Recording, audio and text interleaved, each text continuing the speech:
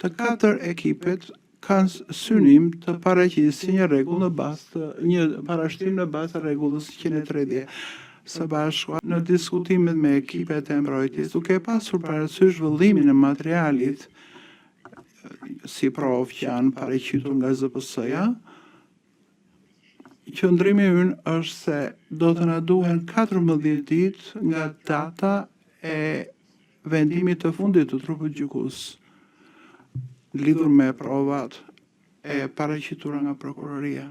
14 ditë kërkojmë që do të na jepte, do na çonte, të themi, në qershor, duke supozuar që ju do të duhet, besoj, 1 muaj për të zgjidhur të gjitha këto çështje.